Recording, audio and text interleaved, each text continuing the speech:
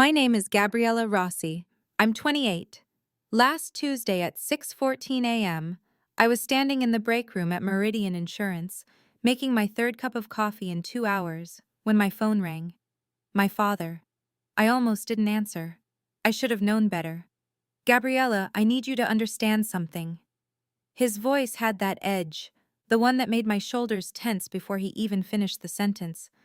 Your sister called me last night, crying. Again. Because of you. Dad, I haven't even talked to Jennifer in 3 weeks. Don't interrupt me. The sharpness cut through the line. She told me you've been spreading lies about her at family gatherings, telling cousins she doesn't help the family, that she's selfish. My stomach dropped. I never said that.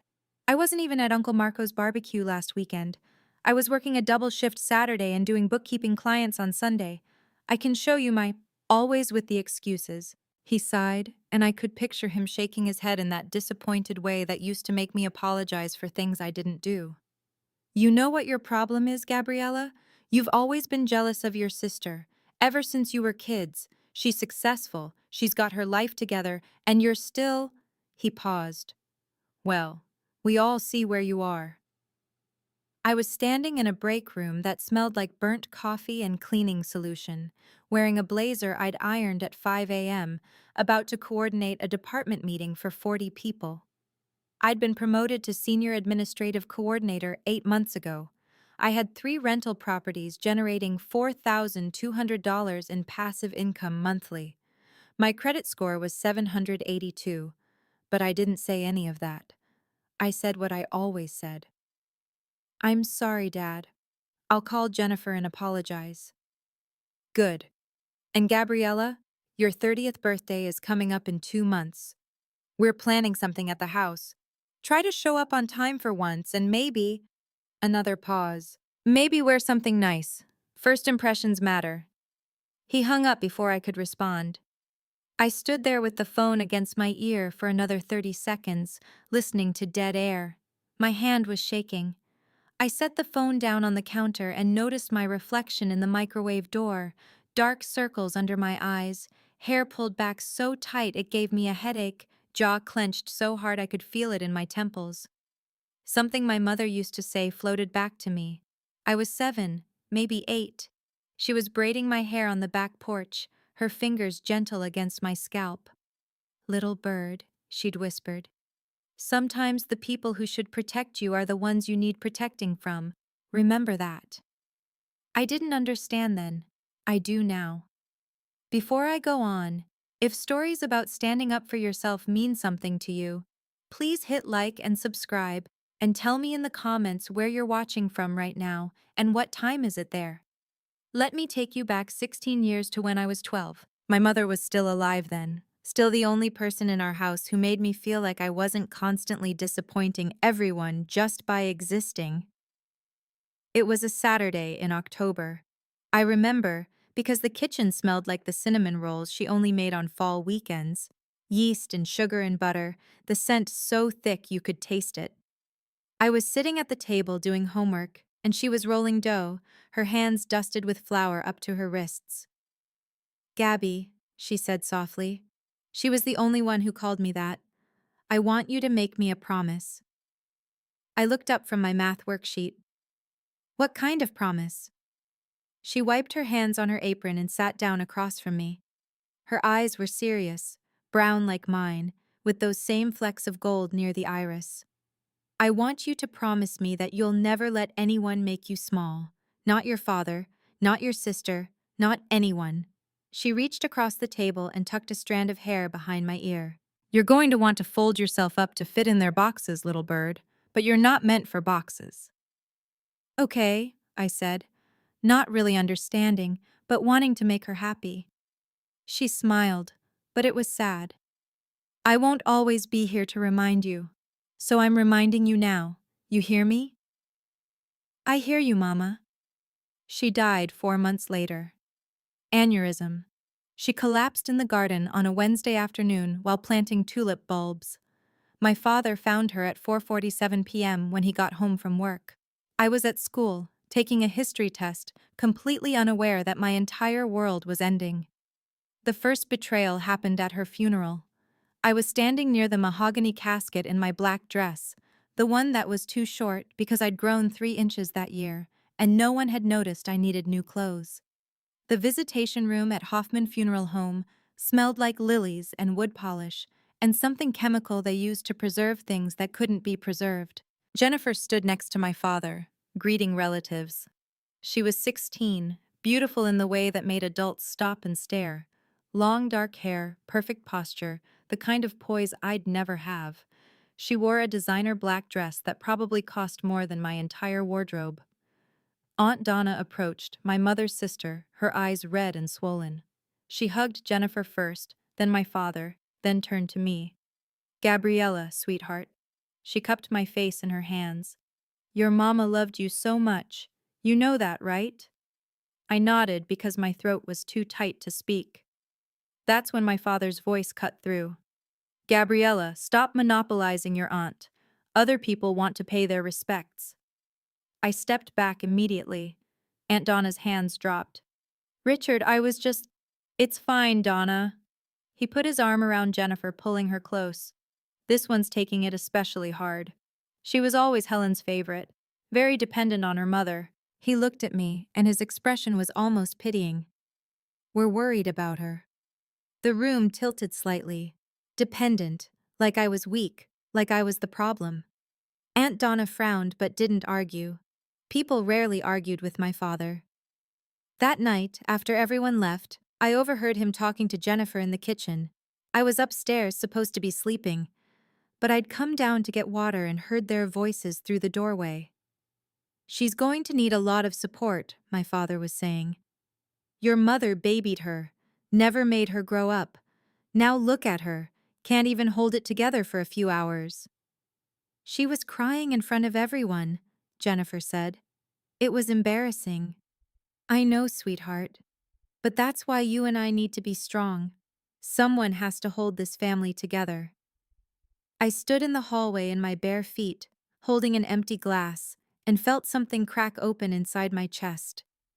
I was 12 years old. My mother had been dead for 6 days, and I was already the problem.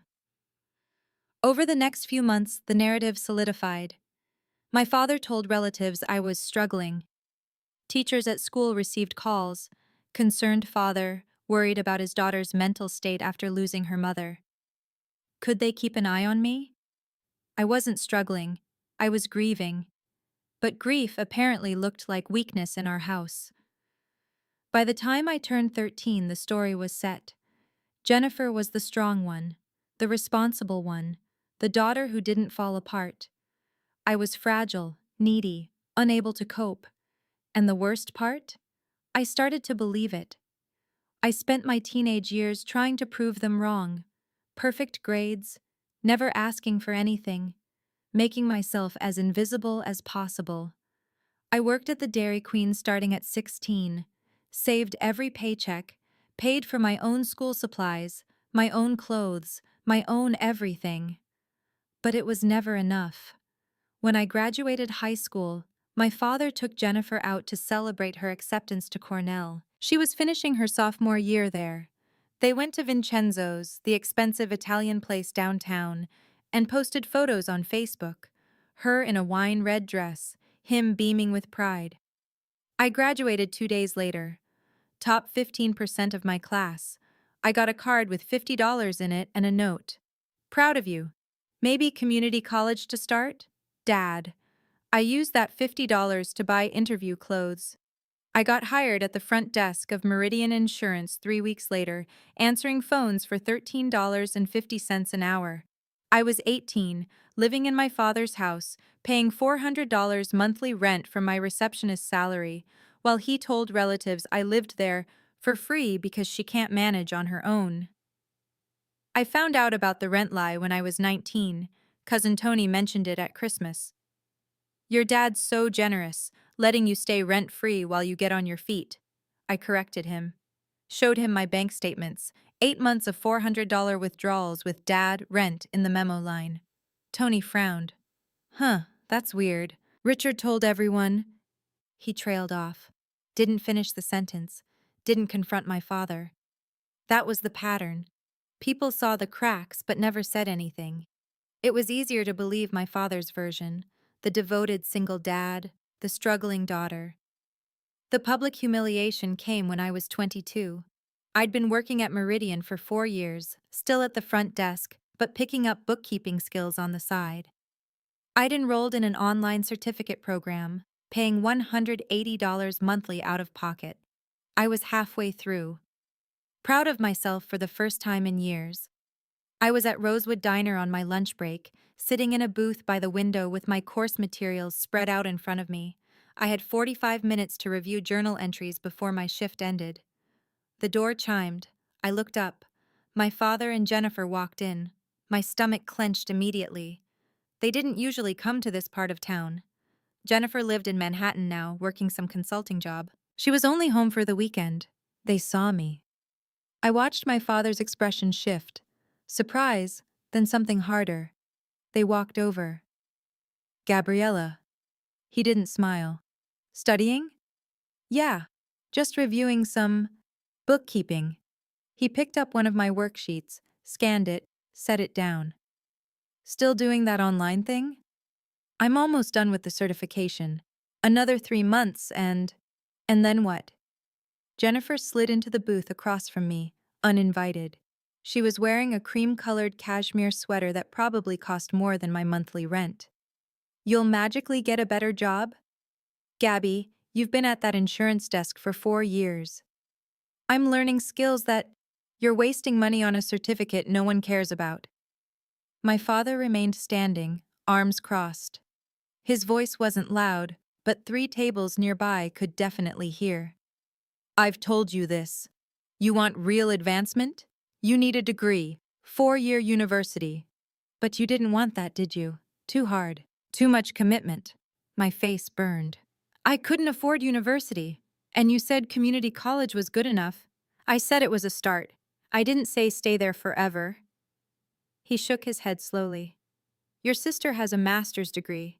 She's pulling 6 figures. You're 22? Making what? 30,000 a year? 28, I said quietly. Jennifer's expression was almost sympathetic. Almost. Gabby, we're saying this because we love you. But you have to start making better choices. This bookkeeping thing, it's just another distraction. Another way to avoid real work. The older couple 2 tables over glanced at us, then quickly looked away. The waitress, Donna, not my aunt, different Donna, approached with menus. Can I get you folks started with? We're not staying, my father said. Then to me, we're meeting clients at Marcello's, just stopped in to grab Jennifer's prescription from the pharmacy next door. He pulled out his wallet, took out a 20, placed it on my bookkeeping worksheet. Lunch is on me, get something decent, you're too thin. I didn't touch the money. They left. I sat there, hands shaking, staring at the $20 bill on top of my journal entry homework. The couple 2 tables over whispered to each other. Donna the waitress gave me a pitying look when she brought my coffee refill. I gathered my materials, left the 20 on the table, paid for my own coffee with money from my wallet, and walked back to work. Something hardened in me that day. Something small but important. I didn't cry. I didn't call them later to apologize for being an embarrassment. I just went home, logged into my online course, and studied for 3 hours. I finished the certificate program in 2 months. Top of my class. I started taking freelance bookkeeping clients, small businesses, individuals, anyone who needed help organizing their finances. I charged $45 an hour and worked weekends. Within 6 months, I had 8 regular clients. I was making an extra $1,400 monthly. I moved out of my father's house 2 weeks before my 23rd birthday. I didn't tell him I was leaving.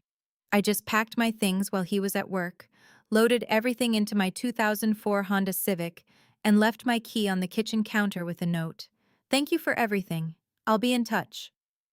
I rented a studio apartment in the industrial part of town for $750 a month. It was small, 400 square feet, linoleum floors, a radiator that clanked, windows that faced a brick wall. But it was mine. I got a second job bartending Thursday through Saturday nights at the Copper Still, a gastropub near the university. $12 an hour plus tips. I averaged $220 per weekend night. My schedule: front desk at Meridian, 8 a.m. to 5 p.m., Monday through Friday. Freelance bookkeeping clients 6 p.m. to 9 p.m. Tuesday and Wednesday. Bartending 5 p.m. to 1 a.m. Thursday, Friday, Saturday. Sundays were for bookkeeping catch-up and sleeping. I was exhausted. I was also saving 60% of my income. My father called 3 days after I moved out. "What the hell were you thinking?" No greeting. No "how are you settling in," just anger. "You just leave? Without discussing it? Without a plan?" "I have a plan, Dad. I'm working 2 jobs. You're going to fail. You know that, right? You can't afford to live alone. You're going to come crawling back here in 3 months, begging for help." I didn't answer. "Gabriella, I'm trying to protect you. This is a mistake. You're not ready for—" "I have to go, Dad. I'm late for my shift." I hung up. He called Jennifer. Jennifer called me. "Gabby, what's going on? Dad says you moved out without telling anyone. He's really hurt." "I'm 23, Jen. I don't need permission to—" "It's not about permission. It's about respect. About family. You could have at least told us." "Would you have supported it?" Silence. "That's what I thought," I said. "You're making this harder than it needs to be," she said finally. "Dad's just worried about you. We both are. You've always been impulsive." Impulsive. That was a new word for me. Added to the collection. Dependent, fragile, struggling, distracted. Now impulsive. "I have to go," I said. I hung up on her too. Over the next year, my father started a new campaign. He told relatives I'd run off without a plan and was living in a dangerous neighborhood. He mentioned to Aunt Donna that I'd stopped taking his calls, and he was worried about my mental state. The truth? I lived in a safe, if industrial, area. I had 2 jobs, 8 bookkeeping clients, $18,000 in savings, and a credit score that had climbed to 710. But the story he told was more compelling. At Thanksgiving that year, Uncle Marco pulled me aside. "Your dad says you're not doing so well. Financially, I mean. If you need help—" "I'm fine, Uncle Marco. Actually, I'm saving for—" "Pride's a dangerous thing, Gabby. We're family. There's no shame in asking for help." He pressed an envelope into my hand. "Just a little something to help with rent or groceries or whatever you need. Don't tell your dad. He'd insist on being the one to help you, and he's already doing so much." I opened it later. $300 in cash and a note. "For Gabriella's rent. Uncle Marco." I tried to return it. He refused. "Your dad told me you're barely scraping by. I want to help." I accepted it. I didn't know what else to do.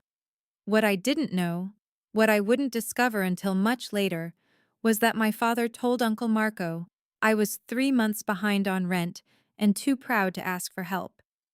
He told Aunt Donna I couldn't afford groceries. He told my cousins I was in $20,000 credit card debt from bad decisions, and he was secretly helping me make minimum payments. None of it was true, but the checks kept coming. From Uncle Marco, from Aunt Donna, from Cousin Lisa and Cousin Anthony and Aunt Teresa. Small amounts, $200 here, $300 there. Always with notes like, "Hope this helps," and "Don't be too proud to accept love." I tried to refuse. They insisted. They thought they were helping me survive. I didn't find out until much later that every single one of those checks, $18,200 worth over the course of 3 years, went to my father's address. He'd told them to send the money to him, and he'd make sure I got it. I never saw a dollar. When I was 25, I bought my first property. It was a tiny duplex in the south part of town, listed at $87,000. Needed work. New roof, updated electrical, cosmetic repairs. But the bones were good, and the location was improving. I'd saved $32,000. I put down $17,400, 20%, kept $10,000 for repairs, and financed the rest. I spent 4 months fixing it up myself. YouTube tutorials, borrowed tools, weekends on my hands and knees installing laminate flooring.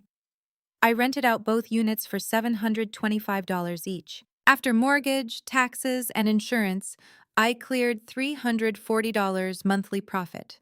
I bought the second property 8 months later. A small single-family, $93,000, same strategy. Third property at 27. A triplex, $164,000. Higher risk, higher reward. By the time I turned 28, I had 3 properties generating $4,200 in combined monthly profit. I'd been promoted to Senior Administrative Coordinator at Meridian, earning $52,000 annually. I still took freelance bookkeeping clients 2 nights a week, another $1,800 monthly. My total income, $78,600 annually. I'd also been carefully documenting everything. Every pay stub, every bank statement, every rental agreement, every mortgage payment. I kept it all in a fireproof safe in my apartment. I didn't know why. Just instinct.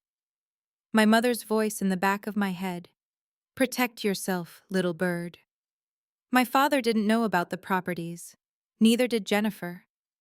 I'd stopped sharing details about my life with them years ago. They assumed I was still scraping by, still struggling, still the fragile daughter who couldn't manage on her own. I let them assume. Then, 2 months before my 30th birthday, something happened. I got called into my manager's office at Meridian. Patricia Chen, Director of Operations. She'd been my boss for 3 years, supported my promotion, written recommendation letters for my mortgage applications. Gabriella, sit down.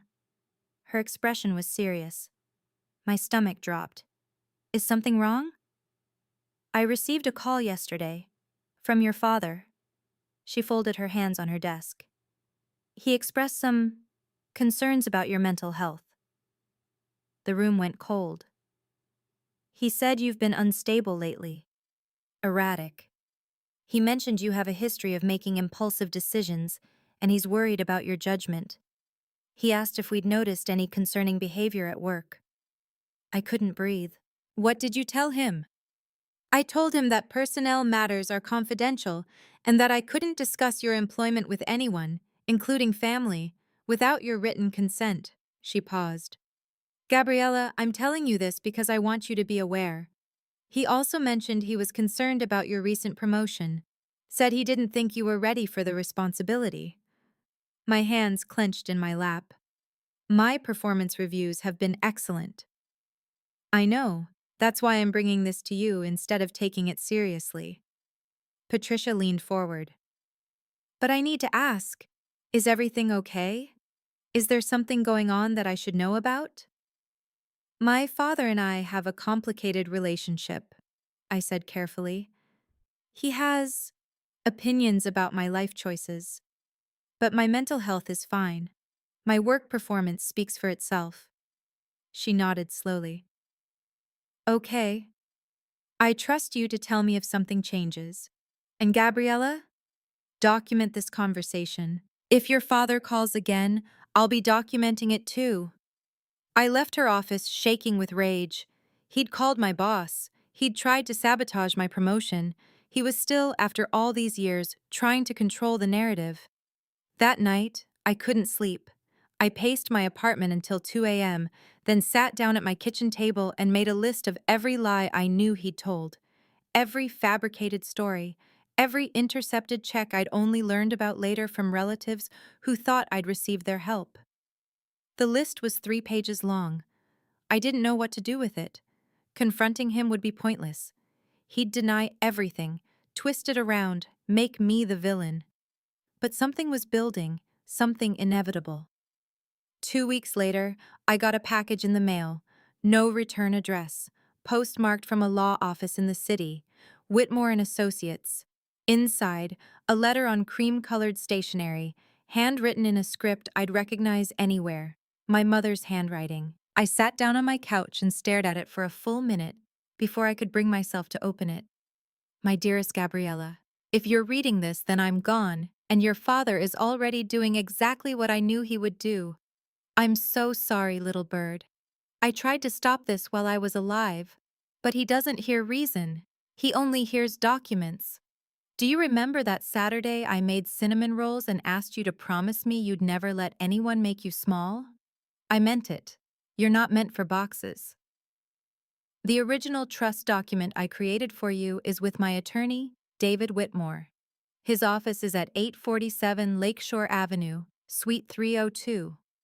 The copy I've left you isn't enough to prove anything on its own, but it's enough for you to know I'm telling the truth. Inside this envelope, you'll also find copy of trust fund I established for you, $47,000 remaining balance after your father's unauthorized withdrawals.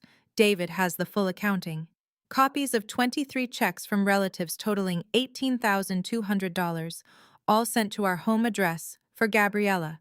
Postal receipts proving your father collected and deposited them into his personal account. Medical records showing I was of sound mind when I created this trust. Letters I wrote to Aunt Donna and Uncle Marco explaining what I knew your father would do. Don't show this to anyone yet. Not your father, not Jennifer, not even Aunt Donna. Wait until the right time. David will know what to do. You are not struggling. You are not fragile. You are not dependent. You are my daughter, and you are stronger than your father will ever understand. All my love, your mama. Little bird, remember to fly. I read it 3 times. Then I pulled out the other documents, the copies of the checks, all made out to me, all endorsed by my father, all deposited into his account. 23 checks over 3 years. Uncle Marco's $300. Aunt Donna's $500. Cousin Lisa's $200. All of it.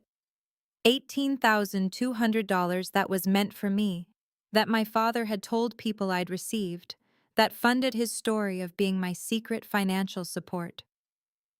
The trust document showed my mother had set up a $65,000 fund for me when I was 10. Education, housing, emergency expenses. My father was listed as trustee until I turned 25. The accounting showed he'd withdrawn $18,000 over the years, authorized for Gabriella's living expenses, when I was 18 to 22. I'd never seen a dollar of it. I'd been paying him $400 monthly rent while living in his house. He'd been withdrawing money from my trust to support me. I sat on my couch with these documents spread around me and laughed, not because it was funny, because the alternative was screaming. My phone rang. My father. I answered. Gabriella, we need to talk about your birthday party. His voice was brisk, businesslike. We're planning something nice. 30 is a milestone. Jennifer's flying in. The whole family will be there. Okay? I'm thinking Saturday the 18th, 6 p.m. at the house. We'll do dinner, cake, maybe some speeches. He paused. I know we've had our differences, but you're still my daughter. I want to celebrate you. The documents were on my lap, my mother's handwriting staring up at me. That sounds nice, Dad. Good. And Gabriella? Please try to dress appropriately. It's going to be the whole family, first impressions and all. I hung up and immediately called David Whitmore's office. The receptionist transferred me. A man's voice, warm and professional. This is David Whitmore. Mr. Whitmore, my name is Gabriella Rossi. I just received a letter from my mother, Helen Rossi, along with some documents. She said you... Gabriella. His tone shifted, became gentler. I've been waiting for this call for a long time. How are you? I don't understand. My mother died 16 years ago. I know. She came to see me when you were 10 years old. She was very specific about her instructions. He paused. She asked me to wait until you contacted me directly. She said you'd know when the time was right. I take it the time is right? My father just invited me to my birthday party. The whole family will be there. Ah. A long pause. And would you like certain truths to come out at that party? I would. Then we have 2 weeks to prepare. Can you come to my office tomorrow? I could. The next day, I sat in David Whitmore's office on the third floor of a building overlooking the lake. He was in his late 60s, gray hair, kind eyes, a framed photo of my mother on his credenza. "She was one of my first clients," he said, following my gaze. "Brilliant woman. She knew exactly what your father was and exactly what he'd do once she was gone. He showed me everything, the full trust accounting, the original will she'd written, which my father had quietly lost after her death, the letters she'd written to relatives held in escrow to be delivered after specific events. She knew he'd intercept money people sent you. She documented his behavior for years, controlling, financially manipulative, emotionally abusive to you, and enabling to your sister. She couldn't divorce him while she was alive. Too risky. He'd have fought for custody and used his resources to paint her as unstable. So she planned for after. Why didn't you contact me before now? Because she asked me not to. She said you needed to become strong on your own first, that if I swooped in too early, you'd never believe in your own ability to survive him. He smiled sadly. She was right, wasn't she? Look at what you've built. 3 properties, a career, financial independence. You did that without anyone's help. My throat was too tight to speak. Your mother left instructions for what to do when you were ready. She said I'd know because you'd call me after your father tried one last time to destroy you. He tapped the file. I assume his call to your employer qualifies? How did you? I've been monitoring from a distance. Your mother set up a small fund to pay for a private investigator to document your father's behavior. Nothing invasive, just public records, social media, the occasional discreet inquiry. We needed evidence that would hold up. He opened a folder. We have 8 years of documentation. Every lie he told, every check he intercepted, every violation of the trust, every defamatory statement. We even have a recording from last year's Christmas dinner where he told 30 relatives you were in $20,000 of credit card debt. We had someone at that dinner with a voice recorder. Who? Your Aunt Donna. Your mother told her everything before she died, asked her to wait, to watch, to gather evidence. Donna's been feeding me information for years. I felt dizzy. Aunt Donna knew? Your mother trusted 3 people, me, Donna, and your Uncle Marco. They've been documenting everything, waiting for you to be ready. He slid a folder across the desk. This is what we're going to present at your birthday party. Full accounting of the stolen funds, copies of every check, bank statements, the original trust document, your mother's letters, testimony from Donna and Marco, and, this is the important part, we're not accusing him, we're just presenting facts. He'll deny it. He will, which is why we have a notarized statement from the bank confirming the deposits into his account. We have postal receipts. We have video footage from the bank's security cameras showing him depositing checks made out to you. David leaned back. Gabriella, your mother spent the last 2 years of her life building an airtight case. She knew she wouldn't be here to protect you, so she made sure the truth would protect you instead. I spent the next 2 weeks preparing. David coached me on what to say, how to stay calm, how to let the evidence speak for itself. Don't yell, don't cry, don't justify. Just state facts and let him self-destruct.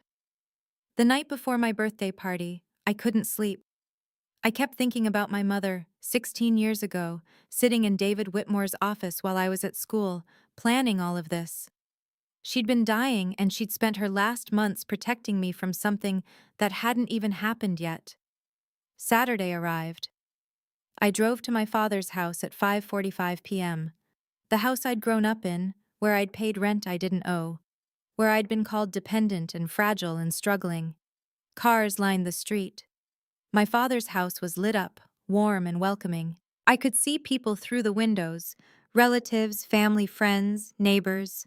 I parked across the street and sat in my car for 5 minutes. In my purse, the folder David had prepared. My mother's letter, and the keys to my 3 properties attached to a keychain that said, self-made. At 5:58 p.m., I walked up to the front door. Jennifer answered. She looked perfect. Navy dress, styled hair, professional makeup. Gabby, you made it! She hugged me, then stepped back and looked at my outfit. Oh, you wore that. I was wearing black slacks and a white blouse. Professional, appropriate. Come in, everyone's here. The house was packed. At least 40 people, aunts, uncles, cousins, my father's colleagues, neighbors. A long dining table was set up, covered with food. A cake sat at the center, vanilla with white frosting. Happy 30th Gabriella in blue script. My father appeared from the kitchen. Gabriella! He hugged me, stiff and performative. So glad you could make it, and only… He checked his watch. 4 minutes late. That's a record. Polite laughter from nearby guests. We sat down for dinner. I was placed at the far end of the table, near the kitchen door. Jennifer sat next to my father at the head, naturally. The meal was fine. Pasta, salad, bread. People asked me polite questions. How's work, Gabriella? Good. I was promoted to senior administrative coordinator last year. Oh, that's wonderful. My father's voice cut in from the other end of the table. She works very hard, puts in long hours. Sometimes I worry she doesn't have much of a life outside work, but… He shrugged. At least she's employed. More polite laughter. Jennifer added. Gabby's always been career-focused. It's admirable, really. Dessert was served. The cake was cut. People sang happy birthday. I blew out the candles. Then came the speeches. Uncle Marco went first, telling a story about me at age 8, falling off a bike. She got right back up. Never cried. That's Gabriella. Tough as nails. Aunt Donna went next. Her speech was shorter. Gabriella, your mother would be so proud of who you've become. I know I am. Her eyes met mine across the table. She knew what was coming. Then my father stood. I want to thank everyone for coming tonight to celebrate my daughter's 30th birthday. He smiled, raised his wine glass. 30 is a big milestone. It's when we're supposed to have our lives together, career, house, family. And Gabriella, he paused, looked at me with something that might have been affection if you didn't know better. Gabriella is still figuring it out, but that's okay. Everyone moves at their own pace. Jennifer nodded sympathetically. I know it's been hard for her, he continued. Living alone, working multiple jobs, trying to make ends meet. She's too proud to ask for help, but that's just who she is. Independent to a fault. He chuckled. I've tried to help over the years, we all have, but she insists on doing everything herself, even when it's clearly not working. Aunt Donna's jaw tightened. The truth is, my father said, his voice dropping into that serious paternal tone, I worry about her. She'll never afford a house, not with her financial situation. She can barely afford lunch most days. I've offered to help with a down payment, co-sign a loan, but she refuses. Too stubborn. He looked around the table. Everyone was listening. So tonight, I want to say this. Gabriella, I know you think you have to prove something. I know you think you have to do this alone, but you don't. We're family. Let us help you. Stop being so proud. There's no shame in accepting support. He raised his glass. To Gabriella, may her 30s be the decade she finally lets people in. To Gabriella, everyone echoed. I didn't drink. I stood up slowly. The table went quiet. Thank you, Dad. That was illuminating. I reached into my purse and pulled out the keychain. 3 keys, brass, silver, steel. I walked to the head of the table and placed them in front of him. You said I'll never afford a house. These are the keys to my 3 properties. The duplex on Sycamore Street, the single family on Hawthorne, the triplex on Northwest 23rd Avenue. Combined value, $344,000. Combined equity, $127,000. Monthly rental income, $4,200. The room was silent. My father stared at the keys. What are you… You said I can barely afford lunch. My annual income is $78,600 between my job at Meridian, my freelance bookkeeping clients, and my rental properties. My credit score is 782. I have $42,000 in savings. Jennifer's face had gone pale. You told everyone I'm financially struggling, that I'm too proud to accept help. But the truth is, I never needed help. What I needed was for you to stop stealing from me. Gabriella, my father's voice was sharp. Warning. I nodded to Aunt Donna. She stood, pulled a folder from her bag, and walked to the table. Richard, these are copies of 23 checks that relatives sent to Gabriella over the past 8 years. All sent to your address because you told everyone she was struggling and too proud to accept help directly. All deposited into your personal bank account. Total, $18,200. She opened the folder, spread the copies across the table. Check after check, all made out to me, all endorsed by my father. Uncle Marco stood next. I sent 3 checks totaling $900. You told me Gabriella was behind on rent. Cousin Lisa. I sent $500. You said she couldn't afford groceries. Aunt Teresa. I sent $350. You said she was in debt. My father's face had drained of color. This is ridiculous. I was holding that money for her. I was going to give it to her when... When? I asked quietly. I'm 28 years old. When were you planning to give me $18,200 you've had for 8 years? He didn't answer. David Whitmore stood from where he'd been sitting quietly near the back. I'm David Whitmore, Helen Rossi's attorney. I have here the original trust document Helen established for Gabriella when she was 10 years old. Richard was named trustee. The trust was valued at $65,000. As of this morning, the balance is $47,000. Richard withdrew $18,000 over the years for Gabriella's living expenses. He walked to the table, placed the document down. Gabriella never received any distributions from this trust. During the years Richard was making withdrawals, 2016 through 2020, Gabriella was paying him $400 monthly rent to live in his house. She has bank statements proving it. My father stood abruptly. You're twisting this. I was helping her. She needed... I have my bank statements from those years, I said. I paid for everything myself.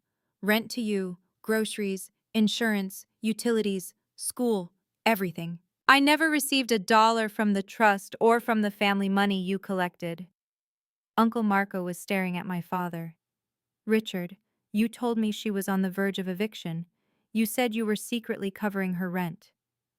I was protecting her. My father's voice rose. She was making terrible decisions. Living alone, working herself to death, refusing help. Someone had to manage her money because she clearly couldn't. I didn't give you permission to manage my money, I said. I didn't even know the money existed. Jennifer spoke for the first time. Gabby, you're blowing this out of proportion. Dad was trying to help. He called my boss. I looked at her. 2 weeks ago. Told her I was mentally unstable, tried to undermine my promotion. Patricia Chen, who I'd quietly invited, stood from her seat near the back. I'm Patricia Chen, Gabriella's supervisor at Meridian Insurance. I can confirm that Richard Rossi called my office and expressed concerns about Gabriella's mental health and her fitness for her position. Gabriella's performance reviews have been exemplary. She was promoted based on merit. The room was utterly silent now. My father looked around wildly.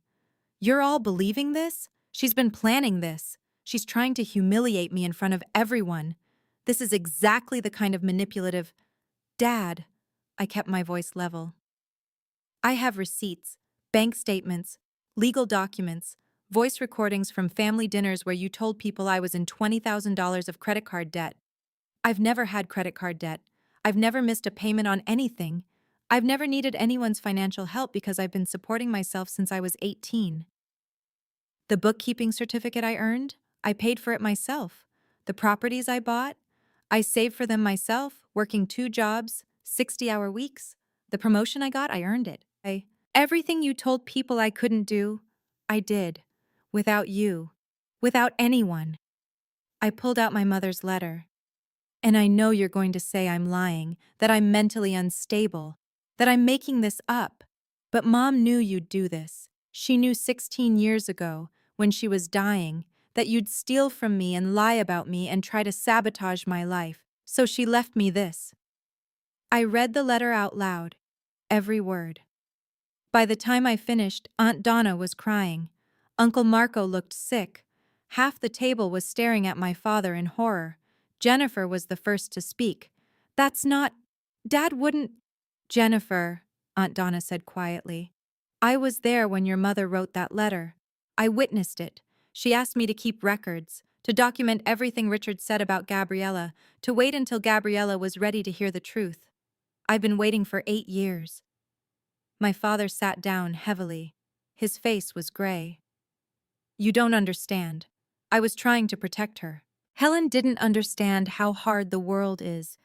Gabriella needed structure, discipline, someone to steal from her? Uncle Marco's voice was hard. Richard, we've been sending money to help Gabriella for years. You pocketed it all. I was going to give it back. When? I asked again. When I was 40? 50? Never? He had no answer. I picked up the keys from the table. I don't need your help. I don't need your money. I don't need your approval. I never did. What I needed was for you to stop lying about me.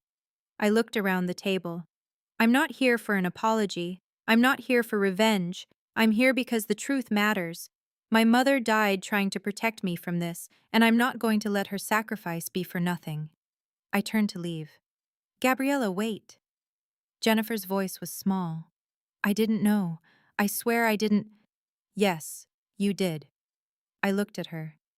You stood next to him for 8 years while he told everyone I was failing. You never once asked me if it was true. You never once defended me. You believed him because it was easier than questioning him. She didn't deny it. I walked to the door. Aunt Donna followed me out. On the front porch, she hugged me tightly. Your mama would be so proud, little bird. She called me that. I know. She told me everything. Donna pulled back, held my shoulders. You did the right thing, the hard thing, the thing she knew you'd have the strength to do when the time came. I drove home alone, let myself into my apartment, made tea, sat by the window. The next morning, my phone had 47 missed calls. Relatives, family, friends, people I hadn't spoken to in years. I listened to 3 voicemails. Uncle Marco. Gabriella, I'm so sorry. I should have asked you directly. I should have verified. Please call me back. Cousin Lisa. I can't believe he did that. I sent that money for you. I'm so angry I can't even. Please let me know if there's anything I can do. Jennifer. Gabby, we need to talk. Please. I'm staying at a hotel. He's not handling this well. People are asking questions. Uncle Marco is threatening legal action. Please call me. I didn't call anyone back. Not yet. 3 days later, I visited my mother's grave. I hadn't been there in months. The headstone was simple. Helen Marie Rossi, 1965 to 2008, beloved wife and mother. I sat on the grass and told her everything. The party, the letter, the truth finally coming out. You were right, Mama, about all of it, about him, about me needing to be strong first, about the timing. I traced her name on the stone. I wish you were here. But I guess, in a way, you were. You've been protecting me this whole time. The wind rustled through the trees. It sounded like her voice. Little bird, remember to fly. 6 months later, I sold the triplex for $192,000, $28,000 profit. I used the money to buy a small house in the Arts District. 2 bedrooms, a garden, a porch where I could drink coffee and watch the sunrise. I still work at Meridian, still take bookkeeping clients, still own the duplex and the single-family rental. My father tried to contact me 4 times. I didn't respond. David Whitmore handled all legal communication. The trust was dissolved, the remaining $47,000 transferred to an account in my name. My father didn't contest it. Uncle Marco and Aunt Donna recovered their money through small claims court. He didn't fight that either. Jennifer and I had coffee once, 2 months after the party. She apologized, said she was horrified by what Dad had done, asked if we could rebuild our relationship. I said, maybe someday, but not now. I need space. She cried. I didn't. We haven't spoken since. I don't hate my father. I don't hate Jennifer. But I don't trust them either. And I've learned that's okay. Love doesn't require trust, but relationships do. If you're watching this, and you've ever been called too sensitive, too proud, too difficult, too anything, listen to me. Those words are tools. They're designed to make you shrink, to make you doubt yourself, to make you easier to control. You don't need anyone's permission to have value, but you do need to give yourself permission to walk away from people who can't see it. My mother knew I was strong before I did. She planned for the day I'd finally believe it. I believe it now. I'm sitting on my porch right now. The sun is setting, turning everything gold. I can smell the jasmine growing on the fence, the same kind my mother used to plant. There's a small box on the table next to me. Inside, her letter, the trust documents, and the keychain that says self-made. I don't need to prove anything anymore. Not to him, not to anyone. But I keep the keys anyway, as a reminder. If you've ever had to walk away from someone you love to protect yourself, type, I walked away in the comments. Or if you chose to stay and fight for your boundaries, type, I stayed and fought. Both are brave. Both are valid. If this story meant something to you, check the description for more stories just like this one. Thank you for being here.